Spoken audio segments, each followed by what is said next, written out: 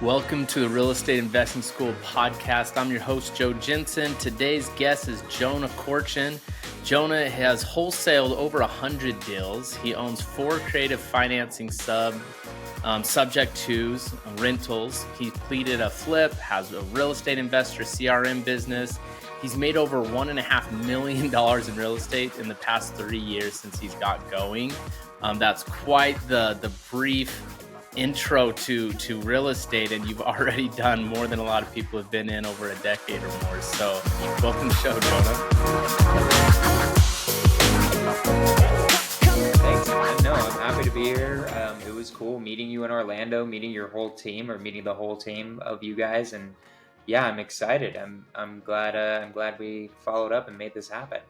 Yeah, it was cool. We got to meet up at the Bigger Pockets convention out there and chat real estate, which is always exciting. And we can't stop talking about it, right? So here we are. $1.5 million in real estate in the past 3 years. Now, were you in real estate before the past 3 years, or was this just like this gold rush for you? No, so I mean, what I basically did, I had an entrepreneurial drive in me since basically college. Cool. I never really thought about real estate in college. I don't know why. It just didn't come to me. I don't know why it didn't click. I was much more into stocks and building businesses and stuff like that. And I had a bunch of side hustle type of businesses. A lot of things like, do you watch Gary Vee? You ever seen, Gary Vee, Joe? Yeah, I'm familiar with Gary. If you've seen his flipping, like garage sale flipping. Yeah, I've seen some of those. I did that for a little bit because I'm like, wow, okay, this seems it. That was I didn't like it at all. I was like, This is terrible. I didn't enjoy it whatsoever. It's not scalable. It's more just like it's not very scalable. It just teaches was cool. the principle. Yeah, it was cool, but did a bunch of side hustles. And then I actually had this dream. I was in the Peace Corps right after college, and then I came back, did a bunch of other side hustles, and then eventually found out about real estate. I'm like, wow, this is it. This is what I should be doing. 100%. Like, this is like definitely what I was meant to be doing. I learned about wholesaling. How did you find out about it, and what about it specifically like lit that light bulb for you? So initially I just kind of went to a real estate meetup. It was about long-term. It was like about out-of-state long-term real estate investing. I'm like, all right, I'll go to this. I'll see what's up. Like a friend invites you, or how'd you even get connected with that? I don't remember. I think I just remember it was right before the pandemic, literally probably a month. It was probably like February of 2020, January or February of 2020. And I don't remember what made me go to the meetup. I think I was just trying to figure out what I wanted to do with my life in general. And I was like, all right, you know what? I've never heard about real estate. Let's go to this thing. Cool. Let's see if it's cool. I go to it, and I start asking around. It's like, okay, this out of state long-term real estate investing is great, but what do I do if I don't have any money? Right. I start asking, and then everyone's like, oh, have you heard of this thing called wholesaling? And I'm like, no, what is that? And they explained to me what wholesaling is, and I'm like, oh my God, that is literally the business model I've been looking for the past ever, basically. That's what I've been looking for. No inventory. It's just based on your grind and hustle. The product is already made for you. It's really just how well can you relate to other people. And I knew immediately I would crush that. I just know myself well enough to be like, I would crush that. What is wholesaling, Jonah? When they explained it to you and you're like, whoa, this is it. What would you explain briefly for the listeners, like how you describe what wholesaling is? So wholesaling, there's a technical definition of wholesaling, and then there's like what I feel like wholesaling really is. So the technical definition is just you get a purchase contract. You sign a purchase contract with a seller for, let's say, $200,000. Then you find an end buyer, somebody who's going to rehab the property, who's willing to pay $220,000. You make the spread on that, and that's wholesaling. That's the technical mechanism. You're selling purchase contracts. That's the reason they call that. The reason they called that is that's how everything's done, right? Walmart buys Twinkies for, 50 cents, but they sell it to you for 60 cents or whatever, and they make the cut. Like, that's what wholesaling is, when you buy something wholesale at a lower rate and then sell it at the normal retail rate, and you keep the difference. That's what wholesaling is in general. But for real estate, it's the same thing. You just find a seller, get it under contract, and then go find a buyer and you cut the difference. But what's your definition, Jonah? So my real definition, because this is what I feel like I'm actually getting paid for, is really solving sellers' problems. That's really what I'm actually getting paid for. That's how you get a purchase contract at a wholesale price, right? That's really what I'm doing. I want people to focus more on that, because in your analogy of Walmart, what they're really doing is they're making so many of one product that they can sell it at a cheaper rate. What I do is I solve the problems of sellers, so I'm able to get stuff at a cheaper rate, right? So what you'll I love never that. I love you that. will You know, because never do a wholesale deal unless the seller has some sort of problem. It's impossible. I right, don't I love think that it's because people are possible. like, "Well, how are you going to get this? You know, why would someone sell it to you for 200 if you could sell it to someone else for 220?" And there's more. You know, you even simplified it down even more than reality, because you're solving a problem, but you're also solving a problem. You're solving a problem for the seller, but you're also solving a Hmm. problem for the buyer. Hmm. Right? Because a buyer who somebody wants to go flip a house or even a long-term rental or whatever, they don't want to spend tens of thousands of dollars on marketing and the hours and the effort to go find these deals. They just want to go, hey, Jonah, what deals do you have? Bink, here we Right. go. You know, so you're solving a problem for both. And that's why you're able to, you know, earn that spread, and that it's happily paid by both parties who are both very aware 100% of how much you're making and why you're making and what it is. It's not like this under 100%. the table thing. Like a lot of people, when I first heard about it, I thought it was like, oh, you better keep that hush hush, right? You don't want to tell anybody what you're making. I come to find out that, like, one, that's illegal. You can't do that really most of the time, and there's really no need for it. It's really dumb. I don't know why people like don't tell the seller. So like what I do when I talk to a seller, for instance, I say this every time before I sign a contract. Is like, hey, by the way, if I'm seeing the property, sometimes I see it and it's too much work personally for me. Sometimes what I'll do is I'll bring a friend of mine or another business partner in. I'll have they can run at thinner margins. So what I'll do sometimes is I will sell the contract to them and make a small fee there instead of me closing on it myself. Everything stays the same on your side, so you don't have to worry about anything, but I just want to make sure you're okay with that. I And love I've that. never had them say no. Not a single time have they said no to that. Because at that point, they're like, I don't care. I'm getting my price that I agreed to. Mm-hmm. All you have to do is just say that up front, and it saves so much energy. Or like, because nobody cares. Like, I'm not trying to make this political at all, right? This isn't. I'm not saying it's good or bad, but why do you think people love Donald Trump so much? It's because because he just says what he thinks. It doesn't matter to so many people. It doesn't matter what he's saying. All that matters is he's like, yeah, he's authentic. He's really, really him, right? And it's the same way in life. Nobody cares as long as you're not lying, right? Right. If it does, especially if it doesn't affect them, they really don't care. They just want to know you're an honest human being and they're doing work with an honest human being. If that makes Yeah, sense. people want that trust and that authenticity, you know what I mean? And like I say, even more than, you know, being told what they want to hear. It's like, if you might be saying something they don't necessarily love, but if they believe it 100%, they're going to be more on board than you saying something that they're stoked about, but they don't fully believe, right? Right. So if you can build that trust, then that's key in both sides of the relationship. Yeah. 100%. I agree 100%. Yeah. So you went to this meetup, you learn about wholesaling because you're like, yeah, it'd be cool to do long holds. And it looks like you've gotten into that a little bit as well. But you're like, I need money to do that.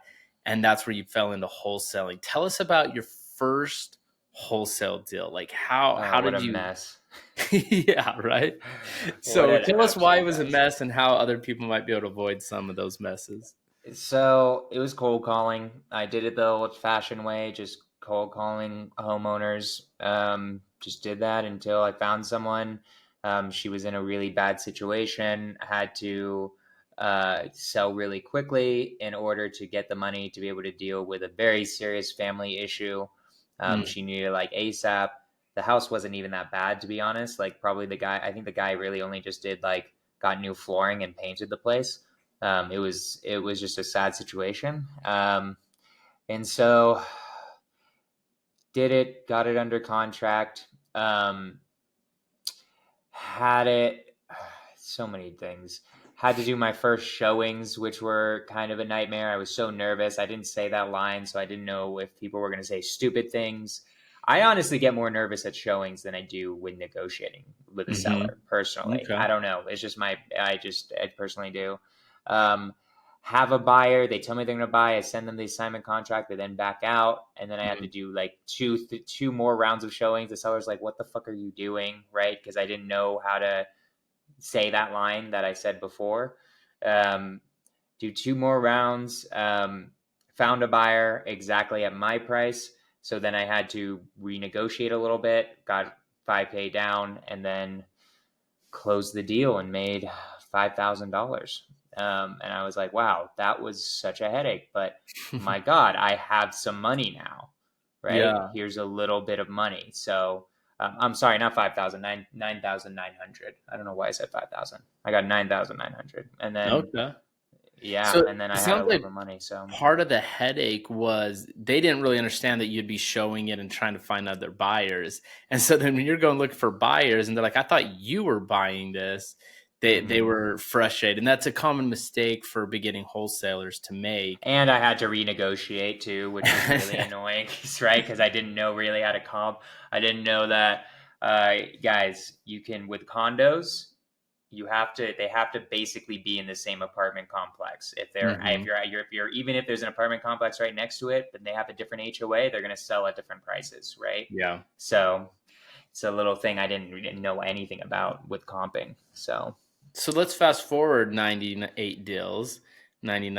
So you've done over 100 of them. Like, tell us how the last one went. the last one. I mean, at this point, I'll be honest, I am in my business, but I'm just the sales manager now. Nice. The last one, I don't know. We just closed one that was like a mini one. We were helping out another wholesaler that was like $6,000. I don't know the story at all, to be honest. I'm just owner of the company. I can tell you the last one that I remember, or a really cool one. Because I still bring in deals too, right? I've started growing in a brand and stuff like that. So people send me deals from my social media and just from different communities I'm a part of. So I can talk about one that I think we're assigning today. It's this one in Sacramento, California. It was a buyer of mine. It's a buyer of mine's brother who does flipping and wholesaling. And he sent this one to me and he was like, yeah, man, like I think someone would take this at 230.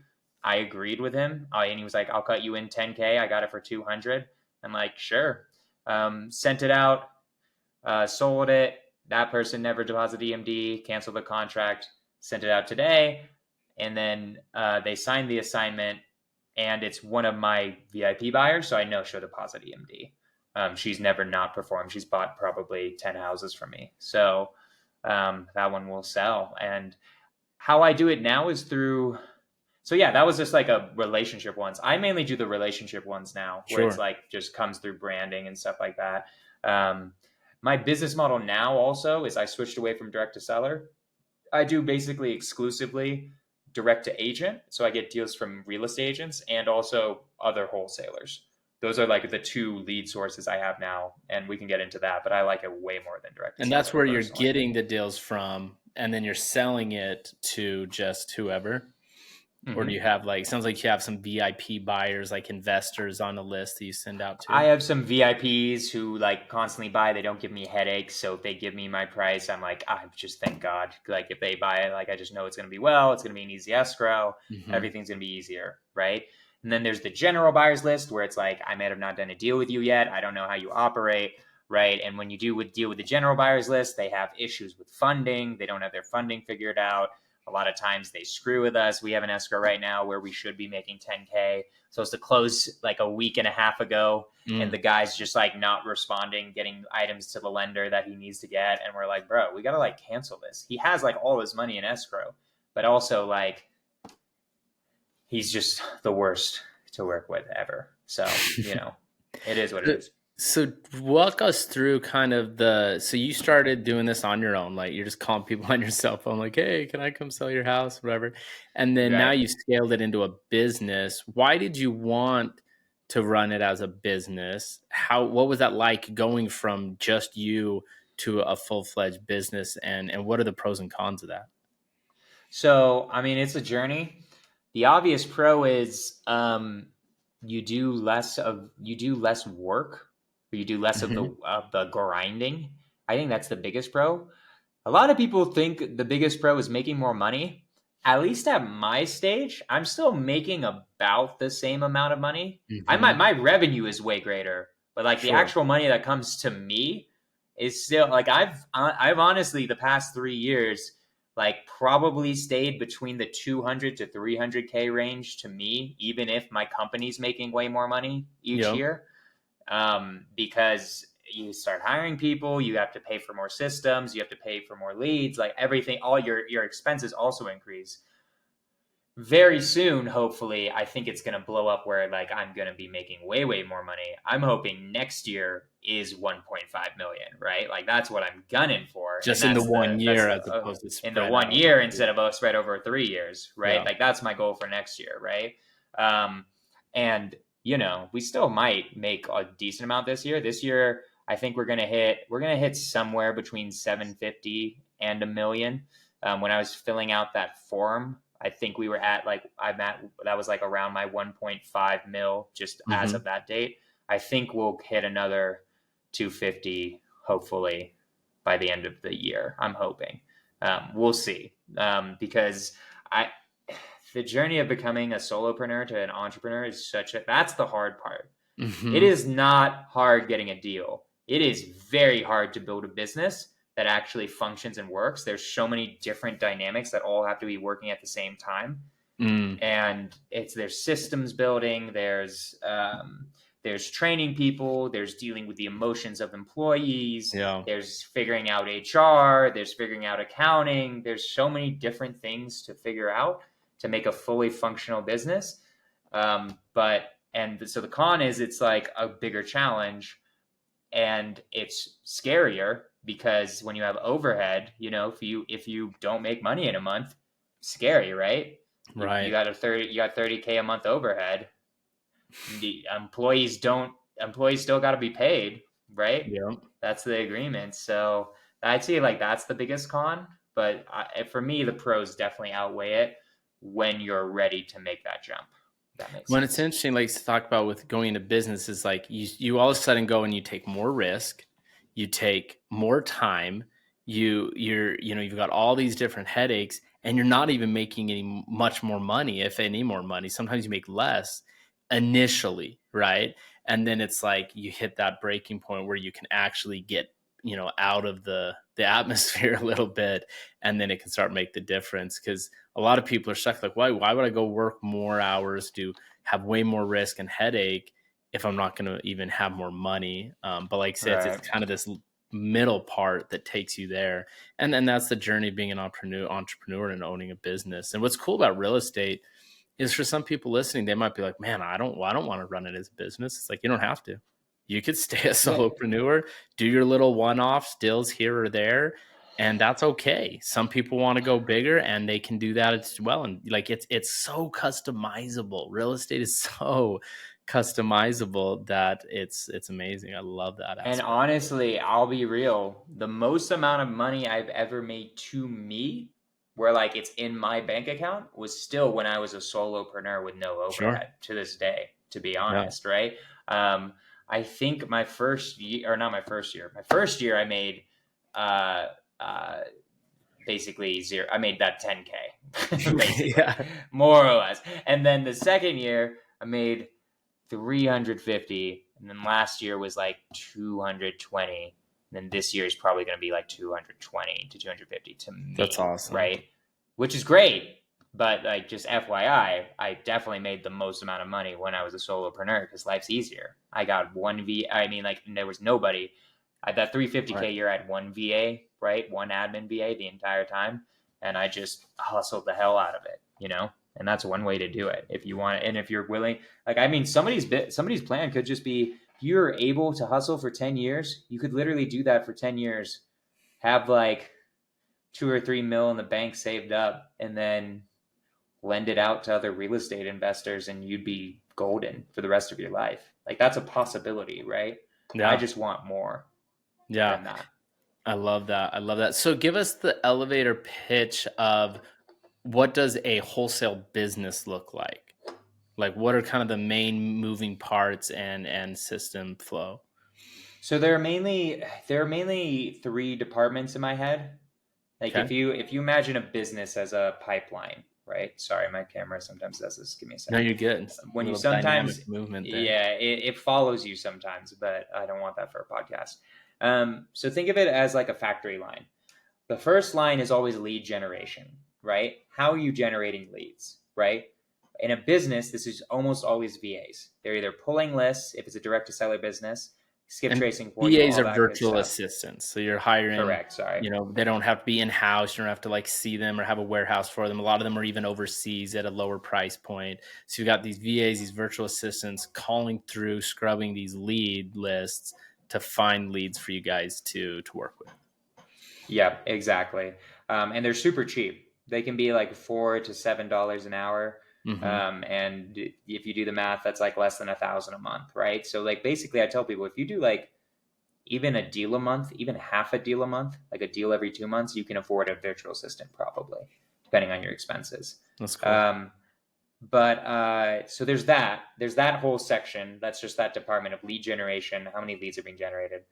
Then there's acquisitions, which is the closers, somebody closing the deals, right? There's a whole department on there, like people closing deals, and then there's a sales manager above them who like motivates them, does team meetings with them, works on sales skills, all that, and they're constantly closing deals, locking up contracts. Then that goes to dispositions who are selling the contracts, right? That's a whole nother department in and of itself. It's dispositions where they're selling these contracts to buyers, effectively also selling the houses. And then there's what I call just the TC department, and it's really just usually one or two TCs. In my What's a business, just TC? one. A transaction coordinator. Sorry, I keep forgetting these No, you're acronyms. They're good. so in my head now. It's someone who keeps the flow going. So they deal with all the paperwork and they manage all the escrows. So once you've sold something, they're the ones who bring it to the finish line where it actually closes and everybody gets their money, right? And Hmm. they also manage paperwork in different parts. I would say those are the four sections of a wholesaling business that are super important. Everything else is kind of everything falls into one of those Sure. always. I would say, and there's different roles in each, but those are the general departments. That's awesome, man. I mean, in 100 deals in the past 3 years, in the first year, it sounds like you hardly did any. So it's really almost like 100 deals in the past 2 years. Yeah, What's that been like? What's been some of the highest highs and the lowest lows involved with doing that kind of volume? I think we're at 3.5 years technically. I really started in April of 2020. It was when I like Okay, started the LLC. I would say. cool. Sorry, what was your question? How No, was just what the have been some of the highest highs and some of the lowest lows of doing that much volume, because that's not just a couple deals here or the there. highest high is I'm in Northern California, so we get big boy assignment fees sometimes. Right. The biggest I ever got was a 145K assignment, and that was probably my fifth or sixth deal. It's not a When bad that day. one hit, that put me in a different echelon of money I've ever had in my entire life. I have never had more than six figures in a bank account in my Yeah. entire life. So it went from like I graduated college broke, I went into the Peace Corps broke, and then Hmm. left broke. And the most I'd ever made in a year was like I think $10,000 or something like that because I just part Yeah. time jobs or anything like that, living in my parents' basement and all that stuff. So when that one hit, when that one hit, it had been like I think it that might have been my third deal. I think that was my literally my third or fourth Wow. deal because it was like 10K. There was a 30K one in between it. I think it was my third deal, and then it was that deal. And when that deal hit, it's like okay, we're in a different echelon now. Yeah. I can And like do yeah. shit. You're like, well, you just I made get like like a decade's worth of income in one right. deal. It's like, oh, that changes the paradigm of reality for you. You also don't have to pay anybody anything, so that's just like gravy money, basically. So that was when there was a mindset shift of like, all right, I'm moving out of my parents' house and I'm gonna hire somebody, Yeah. right? And so then the rest of I did a lot of, I was actually really good at getting mentors from the very beginning. I actually signed up for astro flipping with Damji. That was the first mentorship I ever joined. Put it Cool. on a 0% interest credit card and prayed for the best. Paid off, Basically, it sounds like. it worked out. It was dope. It's a great mentorship program. Glad he didn't screw me. Glad he's a great, amazing human being and knows how to do it. But I got that 10K. Then immediately that 10K, I bought Sub 2, which with Pace Morby, another great mentorship program. And then did both that, and then didn't get paid for like 8 months because they were like, you can get into why. I think I have a theory as to why.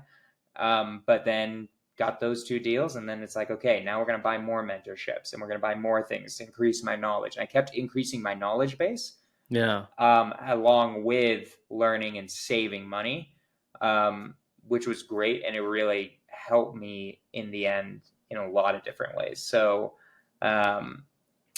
where was I going with that? I completely forgot the question. But yeah, that's what I did with the money. No, that's super cool. So I wanted a couple things. That one, I want to know what your thoughts are on why there's kind of a lull there for a few months, 8 months, whatever, of not necessarily making great income.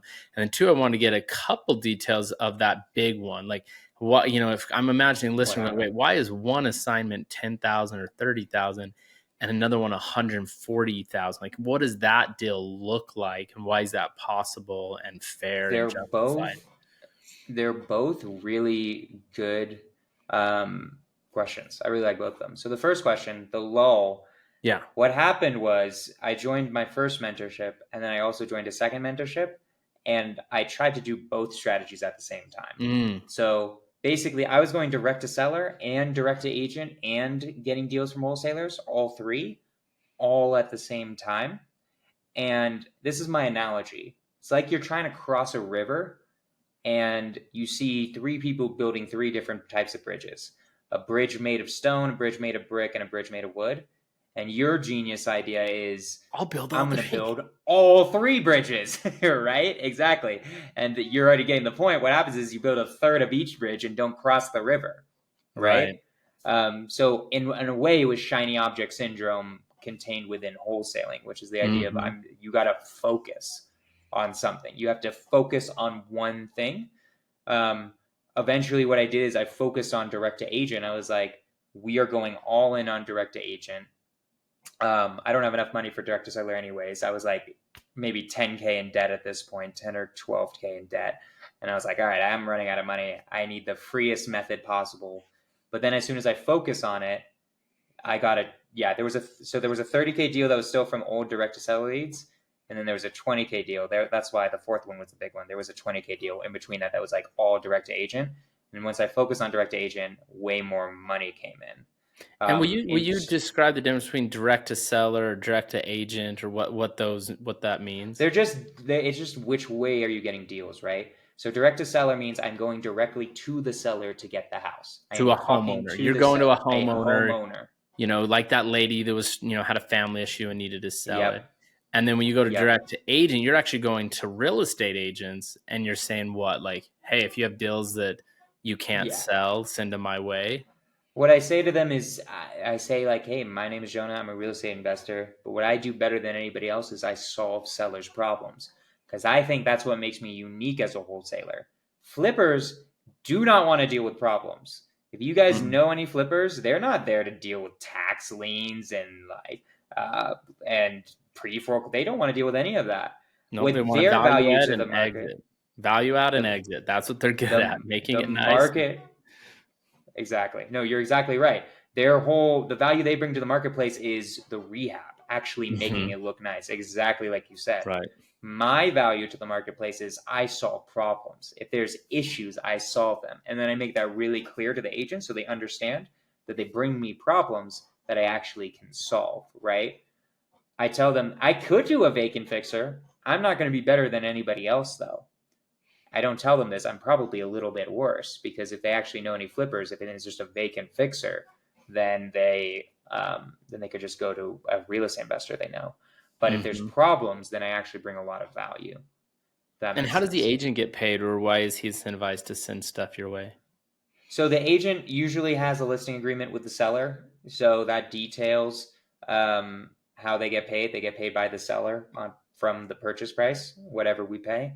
Um, Usually it's 2.5 to 3%, depending on your market. Sometimes a little bit. I've heard mainly 3% in most markets. In California, it's 2.5 because we're dealing with $1 million houses, right? Mm-hmm. Um, but the incentivization to bring it to me basically is like the benefits of working with a wholesaler, right? I can solve whatever problem it is. I can close really quickly. I can They can leave whatever they want in the house. I don't really care that much about disclosures. It can be in any condition. I'm the most flexible option possible. They need 2 months to close, fine. If they need 2 weeks to close, 10 days to close, fine. So depending on the situation and whatever the seller needs, I'm going to be the person who can accommodate that. And these agents Um, are still making their commission, exactly. even though you're doing the Um, work virtually. So they're stoked. I mean, that's like not a bad deal for them, but it's oh, free easily. leads for you. They don't have to put an ugly house on the market that can Mm-hmm. like not ruin, but like agents don't like being like showing their portfolio and it's an ugly house, right? They want to mainly be selling pretty houses a lot of times. Right. So they'd rather just get it a one and done really quickly, not put it on the market. And also they get paid within 10 to 14 days, right? So Yeah. that's way quicker than they usually get paid. They usually get paid in a month. So Yeah. everyone's incentivized to make it work a lot of times. So what kind of problems are you solving then? Like what kind of issues? Maybe give us a couple examples of ones you ran into. You said like a tax lien or, so what's some weird stuff that an agent might run into and go like, golly, like where's a Jonah? What's you that? know? Yeah.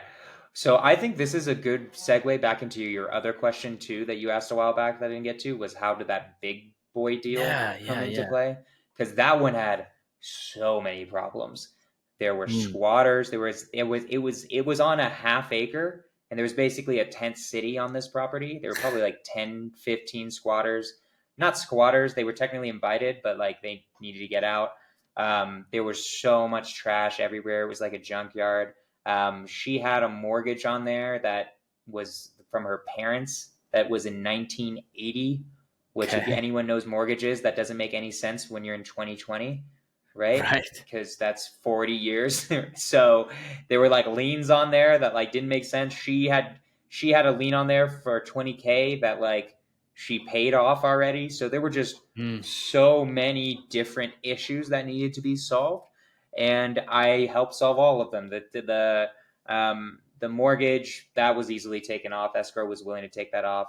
The squatters was like a real trouble. We had to pay them each like $1,000 to get off, or like just or we get them off the property via the law, right? And are they you like most of going I think over all to of the them. house, like talking to these guys, handing out cash as they leave or like, Oh, I didn't hand out cash there, but like I was literally talking to all of them, right? Like I literally went to the that's house. awesome. I've never had a situation like that since, Sure.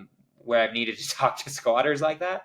But that was like a really good example of like I'm willing to do it if it means like 140K. I will go to the house, talk to the people, and get them off the property, Did right? you think you'd be making Um, that kind of spread when you took the deal on? Or was it like did you know that's how this much was you were also making? crazy. So how I do it is when I did direct to seller and I do it with direct agent too, is I didn't see the property initially. Mhm. What I first did was I took her word for it, which was there was an ADU on this property. She converted the carport into an ADU. She like made it a Okay. building.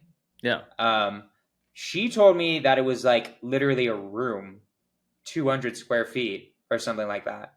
I Mhm. get there and it's a one bedroom. Well, she said there was a bathroom too, but it was like a one bedroom bath. I had my little laser pointer measuring stick. I was like, this is like I said this in my head. This is like 800 square feet, right?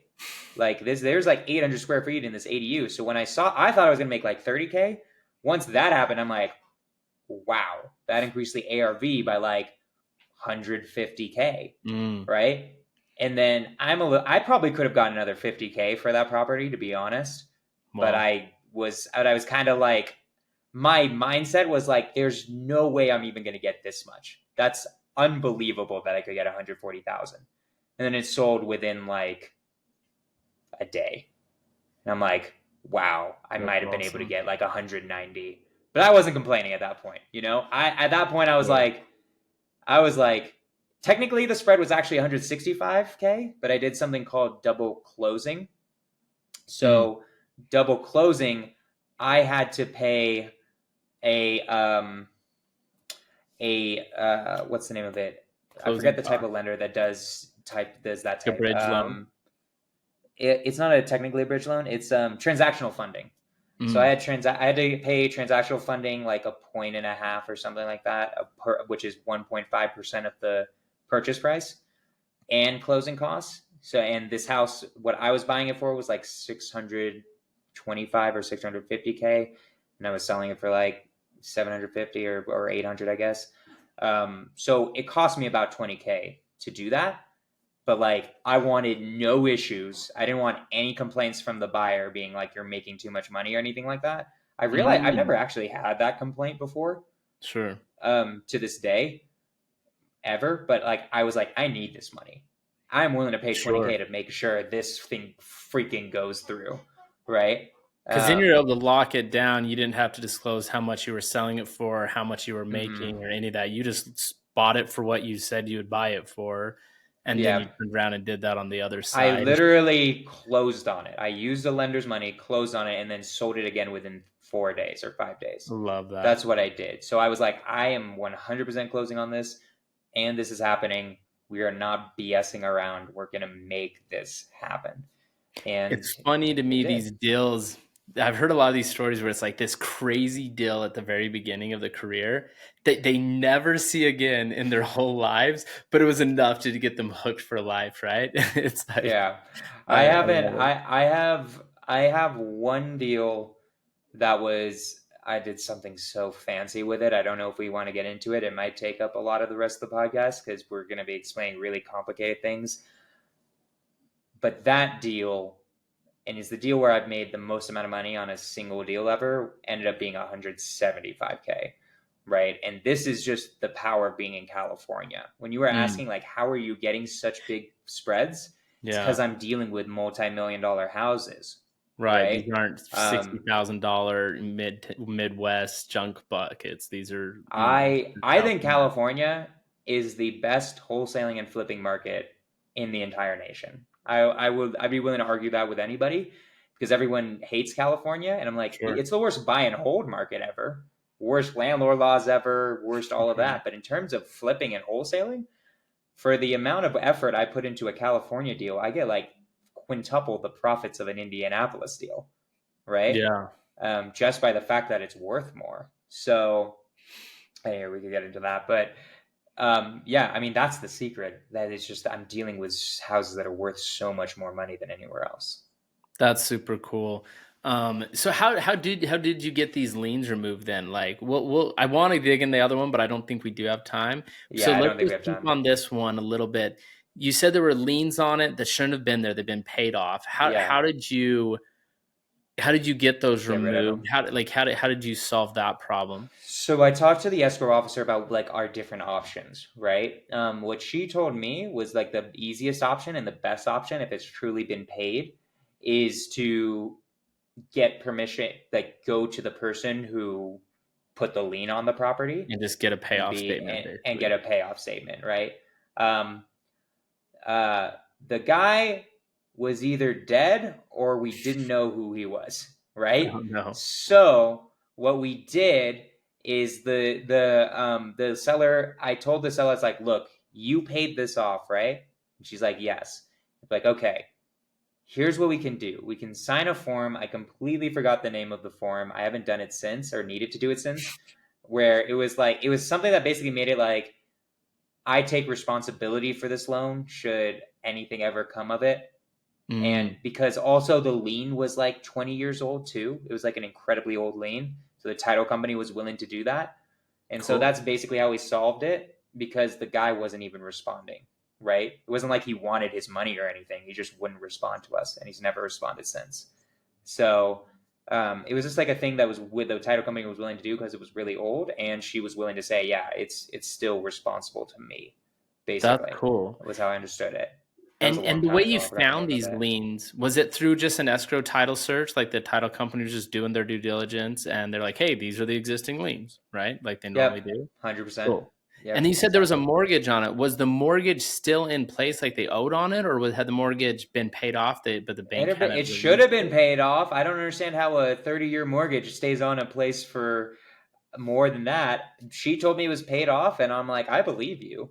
It wasn't like there was accruing in it. There was never any foreclosure on it. I got it from a tax liens list, right? Okay. So it wasn't even in pre-foreclosure. There just was a mortgage on it randomly, They just never right? wrote the payoff statement. I'm pretty sure they paid it off and never took it off the house, basically. So did you have to contact the bank and get that removed as well, or how did you get that removed? I don't remember. I think that also was the exact same way I got the lien off because I think the bank dissolved or something like that, which is why they didn't do the payoff statement. I'm like 95% sure that's also what happened with that one, where like it's like, yeah, there's no mortgage, where it's just like the seller was willing to take responsibility for it. I think I did it for both of those, if I remember correctly. I remember I literally couldn't contact the bank. I was like, this bank doesn't They like exist don't anymore. exist. Yeah, That's and so it was interesting. just like, okay, or they were like gobbled up by Bank of America in 2008 or something. I don't know.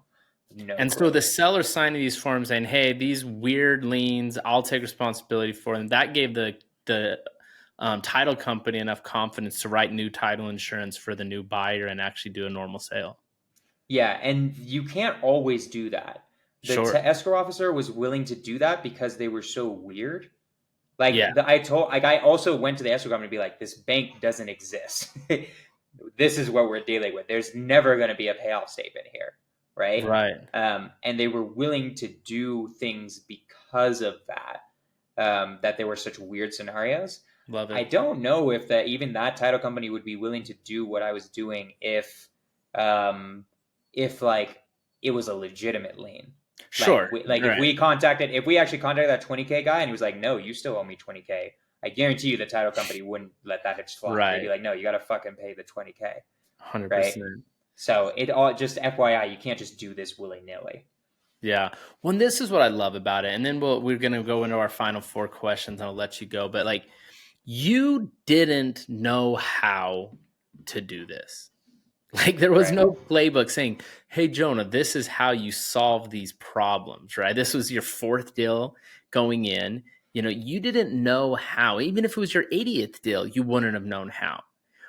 But you just dove in, you talked to the right people, you banged your head against enough walls, and you're like, how do I solve this? How do I solve this? I don't know. And we need this. Well, we need this. Well, we need that. And so you're going to seller, you're going to, the title, you just bash your head against enough walls, talk to enough people, get enough answers, convince them to get enough solutions. Like, hey, well, this is a solution. Can we do that? Well, we can if we do this. Okay, well, we'll tweak it. Right. And we'll do it. Like you just keep going back and forth until you find a solution. And that brings us back to what you said wholesaling really is you find solutions for sellers and for buyers.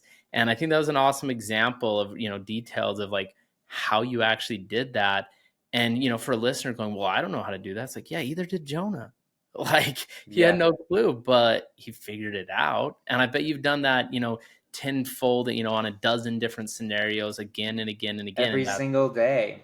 Every single right. day. I'd probably say maybe 40 to 50% of my deals are easy, and then the 50% of them are like that one, where it's Yeah, like, just what weird. the hell is this? Right? Like, what are we dealing with here? That one was Love one of it. my hardest ever. I also what were we dealing with? Oh yeah, the squatters. The squatters took months. That deal took probably Sure. 6 months to close. I think that Mhm. deal took 6 to 7 months to close. That flipper made a bag though, because that was 2021. If you waited 6 months for a flip in 2021, he probably made an extra 300K on that deal for waiting 6 months. No joke. I'm not Yeah, even he's like, "Well, joking. glad that got tied up." Yeah, literally, because like it was like the craziest market we've ever had. So So the your flipper, I don't think wholesale the flipper was deal that mad. did you have it under contract for, I mean, normally these assignment fees are, hey, we'll give you 30 days or 60 days. So did you just keep renewing it, or did you actually Well, we have a did. 6-month term on it? No, we initially had a month, and Yeah, then the squatters were taking forever, and then figuring out these liens was taking forever. sure. So that whole process took. I think we just kept renewing it until Filing we finally got it. extension Yeah, addendums again yeah, and just like again and 6 again. extension addendums, just being Love like, it. look, we got to just do this, right? It was funny. The buyer by the 6-1 was like, this isn't going to close, is it? I'm like, it is going to close as long as I'm alive. It's gonna happen. It's I love going it, to man. happen. I love it, man. Solving problems. That's really what entrepreneurship is about at its core. You know what I mean? And that's where the marketplace pays you, is you solve bigger problems, you get bigger paychecks, especially if you do it in California. So Yeah, I love it, 100%. man. Yeah, we could dig into a ton of this stuff. I know you have a hard stop here coming up shortly. But this is cool. So if people want to reach out to you, if they do want to like work with you, whether on any aspect of it, what's the best way for people to follow you and fund you and find you and all that? So the easiest way to talk to me is through Instagram, and my Hmm. my handle is just my name. I think you see it right here. Yeah, It's Jonah Corchin. It's Jonah_Corchin.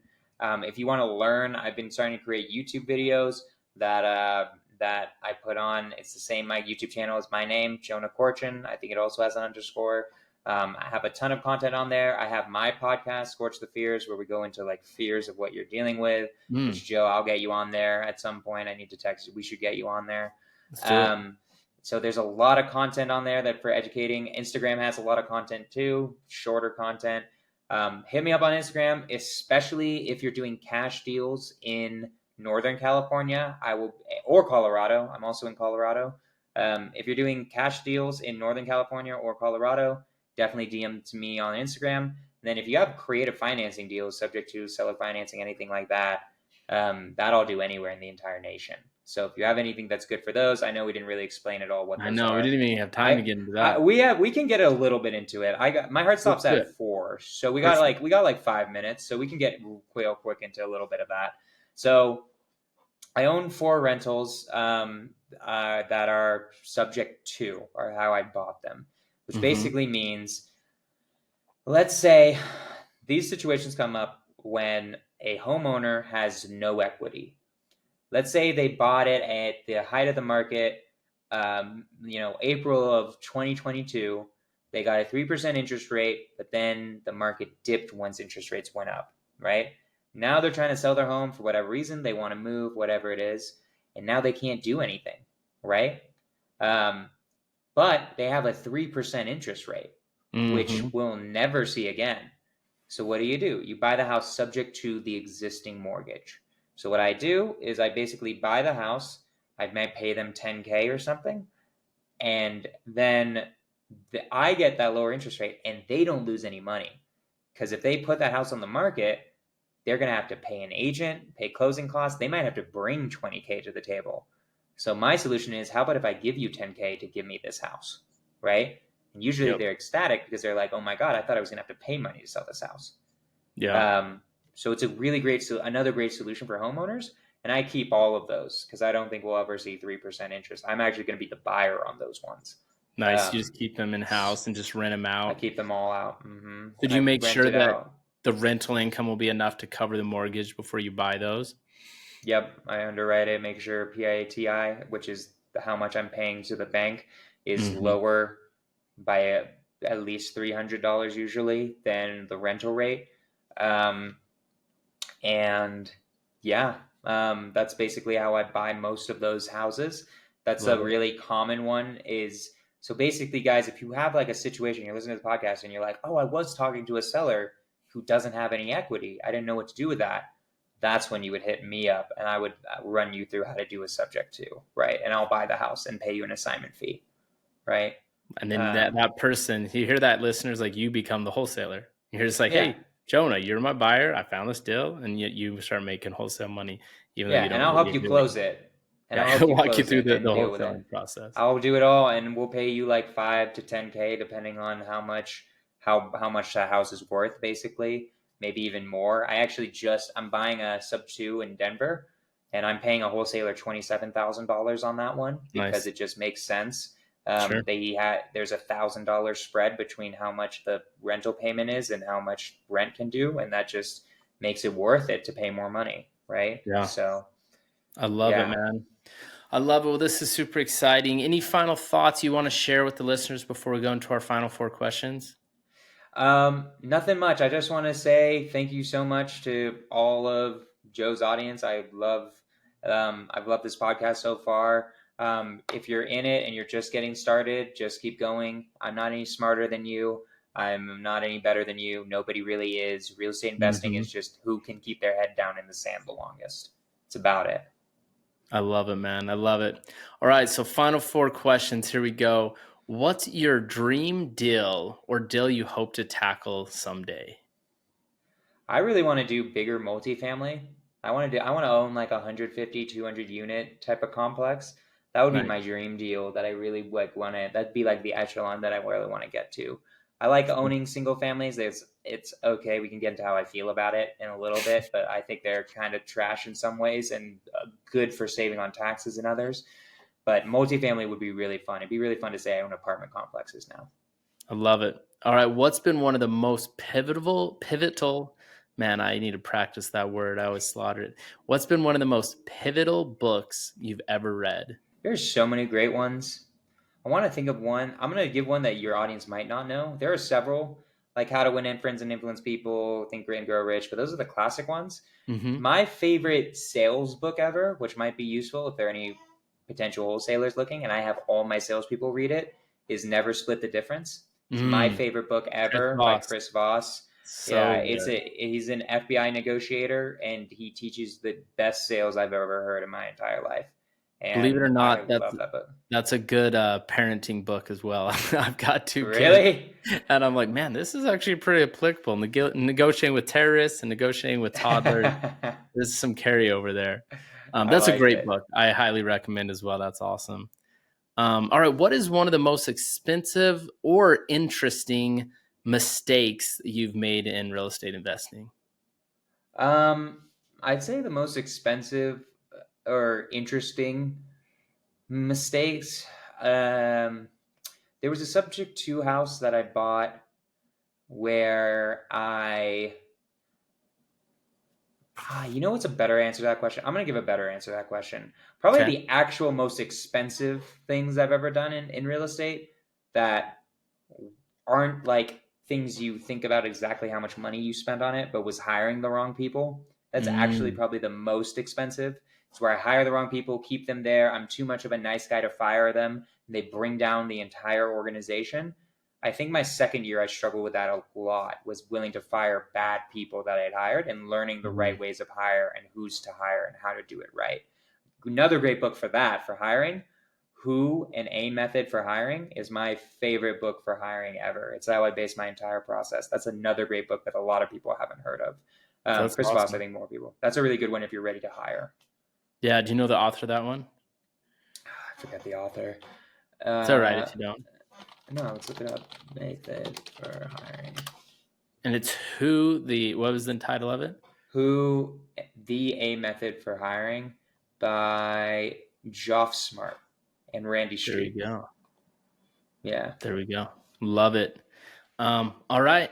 And then I guess you kind of already said this a little bit, but any advice you'd give to a newbie coming into real estate, wholesaling, or this whole kind of world?